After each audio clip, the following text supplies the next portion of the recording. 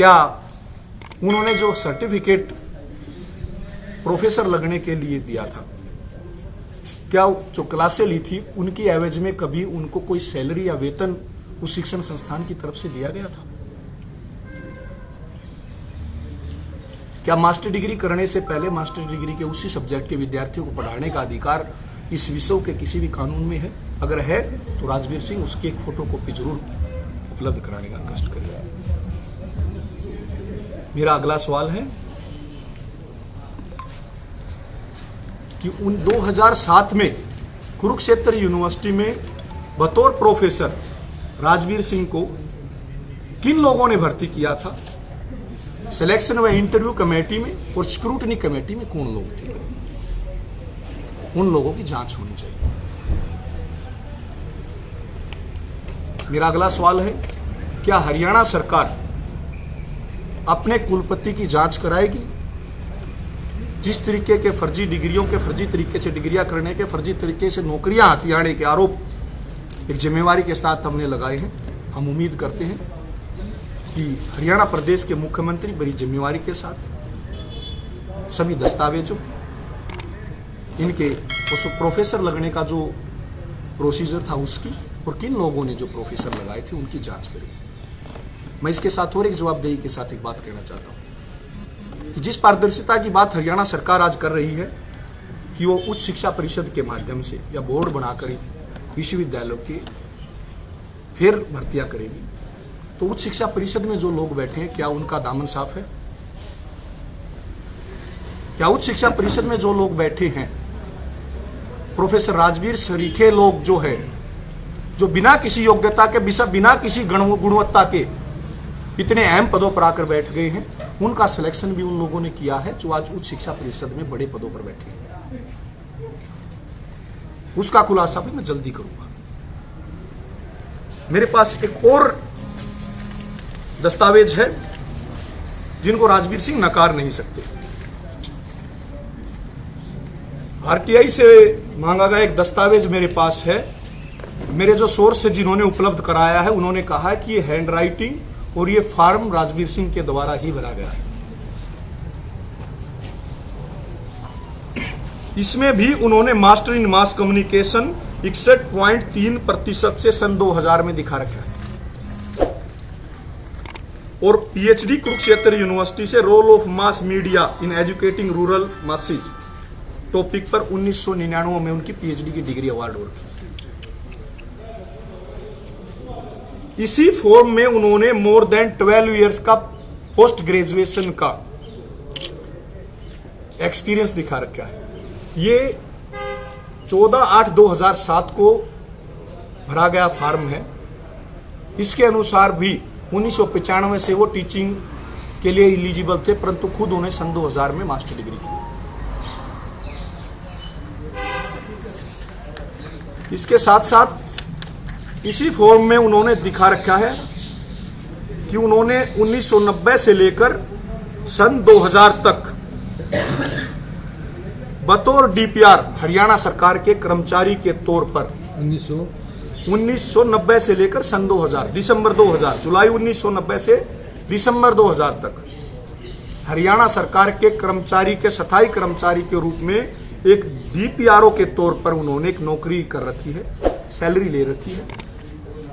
उन्होंने खुद दिखा रखा, अपना एक्सपीरियंस भी दिखा रखा। उसके बाद डिप्टी डायरेक्टर के पद पर दिसंबर 2000 से जो है उन्होंने अपनी नौकरी आगे भी दिखा रखी। इसी समय बिना किसी छुट्टी के सैकड़ों किलोमीटर का सफर तय करके हिसार स्थित विश्वविद्यालय में किस तरीके से कक्षाएं लेने जा रही थी? क्या एक तरीके का फर्जीवाड़ा फ्रॉड नहीं है? क्या सरकार को जो है ऐसे व्यक्तियों के खिलाफ एफआईआर दर्ज नहीं करानी चाहिए? मैं सरकार से पूछना चाहता हूं, जिस तरीके से जो टीचिंग एक्सपीरियंस सर्टिफिकेट उन्होंने पेश कर रखे हैं, इनकी भी जांच होनी चाहिए। किन व्यक्तियों ने ये सर्टिफिकेट जारी किए थे? दो जगह के व्यक्ति कैसे हो सकता है? अगर वो डीपीआरओ ऑफिस में नौकरी कर रहे थे और वहां उनकी उपस्थिति थी तो हिसार के गुरु जम्बेश्वर विश्वविद्यालय में वो कक्षाएं कैसे ले रही थी, ये मेरा बड़ा सवाल है। मैं सभी मीडिया के साथियों को इनकी प्रति उपलब्ध कराऊंगा और उम्मीद करता हूं कि महर्षि दयानंद विश्वविद्यालय के कुलपति श्रीमान राजवीर सिंह मेरे सवालों का जल्द ही जवाब देंगे। अगर उनको अपना पक्ष रखना है या इस बारे में कोई सफाई देनी है तो उनके जवाब का मैं इंतजार करूंगा। वो जो जवाब देंगे या जवाब नहीं देंगे तो अगली प्रेस कॉन्फ्रेंस में इससे बड़ा एक और खुलासा मैं विश्वविद्यालय के कुलपतियों को लेकर, उनकी फर्जी योग्यताओं को लेकर, उनके द्वारा किए गए फर्जीवाड़े को लेकर, उनके द्वारा किए गए घोटालों को लेकर इसी सप्ताह के अंदर मैं दूसरा खुलासा करूंगा। परंतु उससे पहले एक मौका मैं महर्षि दयानंद विश्वविद्यालय के कुलपति राजवीर सिंह को देना चाहूँगा कि वो भी अपना पक्ष रखें। उनको भी भारत का संविधान जो है ये अधिकार देता है।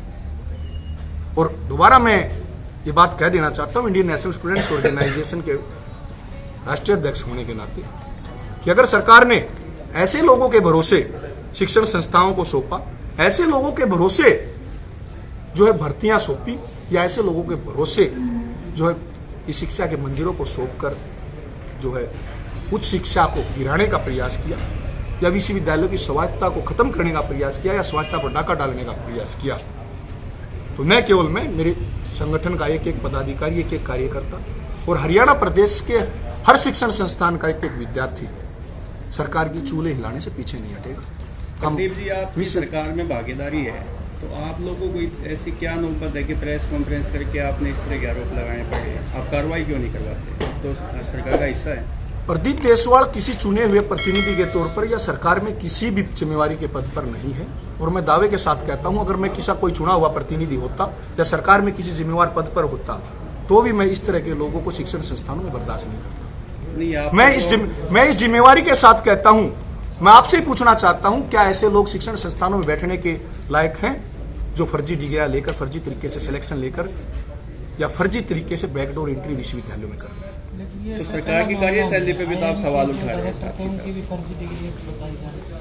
विश्वविद्यालयों के सजग प्रहरी होने के नाते और इंडियन नेशनल स्टूडेंट्स ऑर्गेनाइजेशन के जिम्मेवार पदाधिकारी होने के नाते ये मेरी जिम्मेवारी बनती है कि विश्वविद्यालय में जो गलत हो रहा है उसका विरोध करूं और हम डटकर विरोध करेंगे। अगर हमें जरूरत पड़ी अपनी ही सरकार के खिलाफ खड़े होने की तो शिक्षण संस्थानों की रक्षा के लिए, उच्च शिक्षा की गुणवत्ता के लिए और अपने विश्वविद्यालयों को बचाने के लिए हम ये लड़ाई लड़ेंगे और हर तरीके से लड़ने में सक्षम होंगे। जिस तरह से आपने ये बताया है कि उन्होंने 1999 में PhD की है, 2000 में मास्टर डिग्री की है, निश्चित तौर पर बहुत बड़ा फ्रॉड है। किस तरह से सरकार में बैठे क्या अंधे लोग हैं जिन्होंने? इसका जवाब जो है माननीय कुलपति राजवीर सिंह दे सकते हैं या सरकार में बैठे जो वो लोग दे सकते हैं जिनको जनता ने चुनकर भेजा था और जिनकी कलम में पावर है। इस बारे में मुख्यमंत्री बताएं या शिक्षा मंत्री बताएं या उच्च शिक्षा परिषद के अध्यक्ष बताएं या राजवीर सिंह स्वयं बताएं। प्रदीप देशवाल जी, आप निश्चित तौर पर बहुत अच्छा कदम उठा रहे हैं। यहाँ पे और भी ऐसे फ्रॉड हमें पता चला है कि डिपार्टमेंट्स में भी काफ़ी फ्रॉड्स हैं, इस तरह के टीचर्स जो हैं। हमने एक शुरुआत की है, पूरे हरियाणा प्रदेश में पोल खोल अभियान इसी महीने से चलेगा और न केवल MD यूनिवर्सिटी, जिस तरीके से सिरसा यूनिवर्सिटी के पूर्व कुलपति की जांच चल रही है, MD यूनिवर्सिटी के पूर्व कुलपति की विजिलेंस जांच चल रही है, जींद यूनिवर्सिटी में जांच चल रही है, कैथल यूनिवर्सिटी में जांच चल रही है, क्या कोई कार्रवाई अब तक हुई है? हम कार्रवाई चाहते हैं, आश्वासन नहीं चाहते। शिक्षा का मंदिर है ये, लेकिन क्या इसको फ्रॉड यूनिवर्सिटी कहें? शिक्षा के मंदिरों को राजनीति का अखाड़ा नहीं बनने दिया जाएगा। मैं दावे के साथ कहता हूं, अगर किसी ने इस तरह की कोताही करने का प्रयास किया तो हम अपनी जिम्मेवारियों को निभाना बखूबी जानते हैं। हम किसी भी सूरत में शिक्षा के मंदिरों को राजनीति का अखाड़ा नहीं बनने देंगे। इनका सारा टीचिंग एक्सपीरियंस जर्नलिज्म का ही है। ये तो राजवीर सिंह बताए, मैंने जो दस्तावेज पेश किए हैं, अगर उनको कोई सफाई देनी है इस बारे जो में। आपके पास दस्तावेज है उसके हिसाब से जर्नलिज्म बिल्कुल, मैं आपको इन दस्तावेजों की सभी साथियों आप को कह रहे हैं कि इन्होंने 2000 में खुद किया है। ये राजवीर सिंह जी का ही फार्म है जो 14/8/2007 को जो उन्होंने खुद भरा है और मेरे पास इसकी सत्यापित फोटोकॉपी मेरे एक सोर्स ने उपलब्ध कराई है जो कि कुरुक्षेत्र यूनिवर्सिटी से मेरे पास बाई पोस्ट पहुंची है, जिसमें स्पष्ट रूप से दिखा रखा है कि PhD 1999 में कर रखी है और MA जर्नलिज्म जो है वो सन 2000 में कर रखी है। क्या एक समय पे 2 डिग्रियां करने का कोई कानून कुरुक्षेत्र यूनिवर्सिटी में है तो वो उपलब्ध कराएं।